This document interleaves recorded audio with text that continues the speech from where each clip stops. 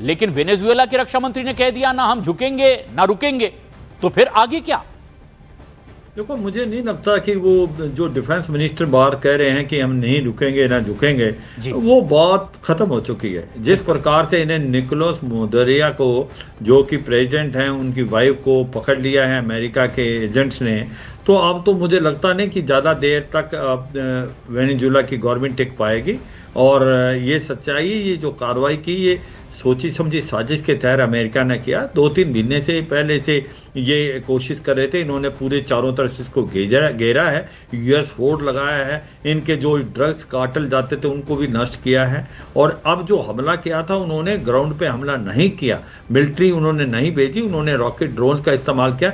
और CIA के जो एजेंट्स हैं वो इन्फिल्ट्रेट कर चुके थे जो वेनेजुएला में लास्ट 1-2 महीने में, और उन्होंने अंदरूनी हालात भी ऐसे पैदा किए।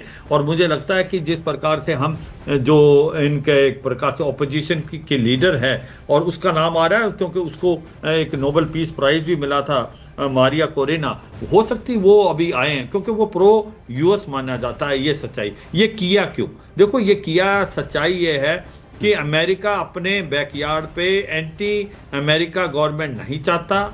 और दूसरा ये बात है कि जो वेनेजुएला ऑयल के अंदर बहुत रिच है, सबसे ज़्यादा ऑयल फील्ड वर्ल्ड की वहाँ पर है। और एक ऐसा समय था जहाँ 80% जो ऑयल था वो अमेरिकन कंपनीज को देते थे, मगर जब से निकोलस मदुरो आए हैं, उन्होंने चीन को देना शुरू किया। आज के करीब में 80% जो ऑयल एक्सपोर्ट करता है वेनेजुएला, वो चीन को जाता है। तो ये सच्चाई है कि ये तो होना ही था, और ये अमेरिका ने मन बना लिया था डोनाल्ड ट्रंप की एडमिनिस्ट्रेशन ने। अब जो बात है कि डिफेंस मिनिस्टर कह रहे हैं कि भाई अभी तो पिक्चर बाकी है, हम कुछ करेंगे, मुझे लगता नहीं उनके पास कोई पत्ते हैं अभी। अब जिस प्रकार से प्रेसिडेंट को ही निकाल लेके चले गए हैं CIA के एजेंट, अब वो ये कहें कि हम लड़ेंगे, मुझे बड़ा ये लगता नहीं होगा। क्या इसके अंदर रूस, चीन और ईरान इसके अंदर जंप मार सकते हैं? कितना वो इन्वॉल्व होते हैं, उसमें भी मुझे लगता है लिमिटेड है। ना रूस आएगा, ना चीन आएगा, ना ईरान, क्योंकि वो सच्चाई है।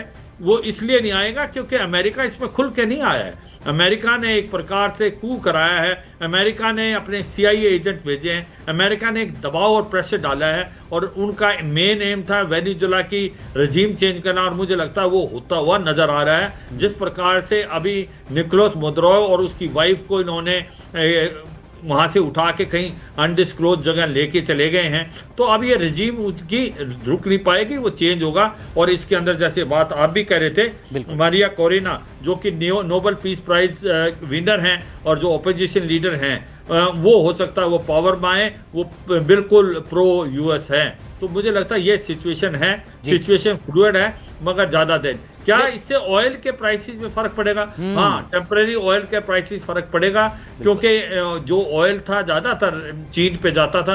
हो सकता है पार्शली पड़े, मार्जिनली पड़े, ज़्यादा उसका कोई लॉन्ग जो आपको टर्म में कोई इम्पैक्ट होगा नहीं। अगर इसकी गवर्नमेंट चेंज हो जाती, नई गवर्नमेंट आती है जो मारिया कोरेना का, तो फिर वो फ्लो दोबारा हो जाएगा। तो एक सच्चाई है, 4 चीजें बहुत महत्वपूर्ण है कि अमेरिका ने रजीम चेंज कराना था, क्योंकि ये शिवाज साहब, इस वक्त एक बहुत बड़ी खबर आ रही है। इस कार्रवाई के बाद, एक्शन के बाद डोनाल्ड ट्रंप का बयान सामने आया है।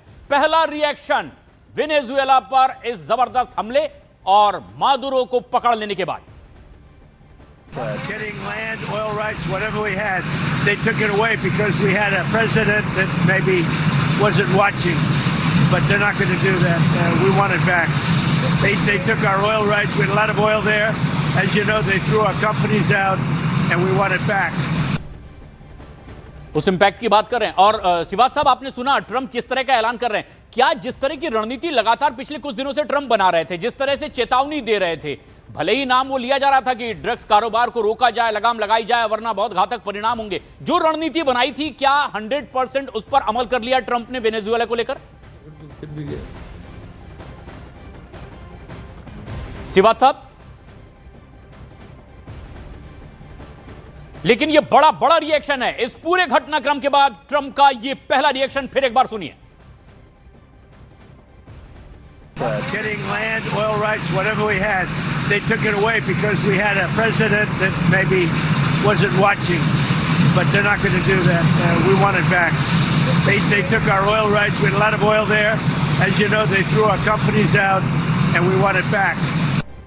18 दिसंबर का ये बयान आप सुन रहे थे, माफ कीजिएगा, ये सोशल मीडिया के जरिए ही कहा गया है कि जो अब तक की अपडेट है ट्रंप के ऑफिस की ओर से कि निकोलस मादुरो को पकड़ लिया गया है, उनकी पत्नी को, और देश से बाहर ले जाया गया है। लेकिन 18 में जिस तरह के संकेत लगातार दे रहे थे, 18 तारीख को जो बयान अभी आपने सुना ट्रंप का, ये लगातार उसी ओर इशारा था कि ये कार्रवाई तो आखिरकार होनी ही थी। निकोलस मादुरो की तस्वीर आप देख रहे हैं, वेनेजुएला के राष्ट्रपति जो चीन के डेलीगेशन से मुलाकात कर रहे थे, और ठीक उसी वक्त यह हमला हुआ। शिवाद साहब लगातार हमारे साथ बने हुए हैं, डिफेंस एक्सपर्ट। शिवाद साहब, आपने भी सुना ट्रंप का वो बयान जो 18 तारीख को दे रहे थे, मतलब क्या जो रणनीति ट्रंप की ओर से बनाई गई थी वेनेजुएला को लेकर के 100% उस पर अमल कर लिया है उन्होंने, या कुछ उसमें बाकी है? मुझे लगता है 100% कर लिया है। अगर कुछ छोटा मोटा बाकी उसको कर लेंगे, क्योंकि उनका क्या एम था? उनका एम था रेजिम चेंज करना। वो रेजिम कैसे चेंज हो सकती है कि निकोलस मादुरो जो कि उनके प्रेसिडेंट है, वो यहाँ से उनको पकड़ा जाए या वो वहाँ से भाग जाए। उनको बहुत मौके दिए अमेरिका ने कि आप देश छोड़ दें, मगर वो नहीं माने। तो अब उन्होंने जो कार्रवाई की अमेरिका ने, सोची समझी साजिश के तहत पहले इनके घेरा डाला, प्रेशर डाला, उसके बाद अपने ट्रुप्स नहीं भेजे, CIA के एजेंट भेजे, अंदर से विद्रोह कराया और उनको अपने CIA के एजेंट के द्वारा एक प्रकार से पकड़ के उसको अनडिस्क्लोज प्लेस में ले गए हैं देश से।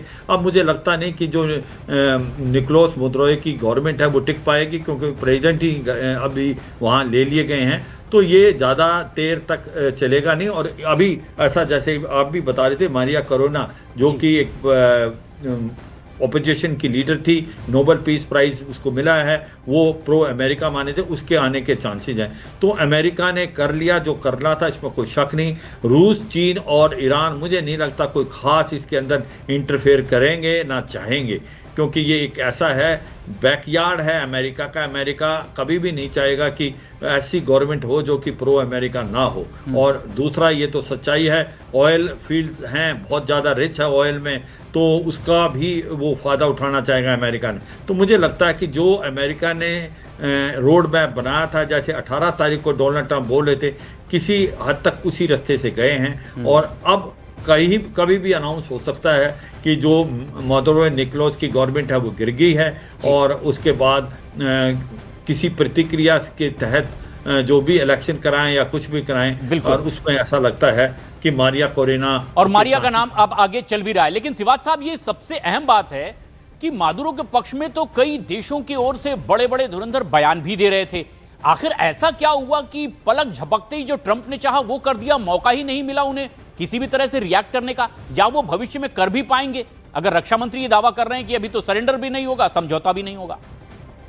मुझे लगता नहीं। देखो, ये कोई ऐसा नहीं किया अमेरिका ने कि इमीडिएटली किया, इसका ऊपर वो स्ट्रेटेजी बना रहे थे काफ़ी समय से, और उन्होंने प्लान बना लिया था कि किस प्रकार से वो कहते हैं सांप भी मर जाए लाठी ना टूटे, कि वो फिजिकल अटैक नहीं करना चाहते, बूट्स ऑन ग्राउंड नहीं लाना चाहते थे।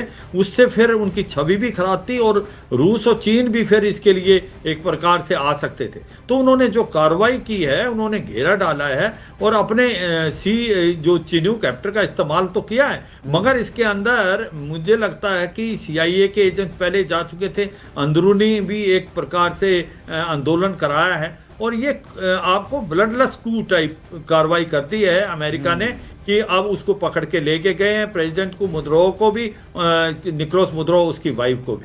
क्या वो डिफेंस मिनिस्टर कह रहे हैं कि हम होल्ड ऑन करेंगे? इसमें बहुत शक लगता है, क्योंकि ये नहीं है कि इसको ले गए हैं, उसके CIA के एजेंट्स और उसके जो एक प्रकार से स्लीपर सेल हैं, वो हैं पूरे के पूरे फैले हुए वेनेजुएला में। वो मुझे नहीं लगता कि वेनेजुएला की अब फौज कुछ ज़्यादा कर पाएगी। ये ऐसा लगता है कि गवर्नमेंट चेंज जो है, जो रजीम चेंज जो चाहते थे, वो मुझे लगता है ऑलमोस्ट हो जाएगी अभी आने वाले समय में। बिल्कुल। और शैलेंद्र वांगू हमारे साथ बने हुए हैं, नीरज हमारे सहयोगी लगातार हमारे साथ बने हुए हैं।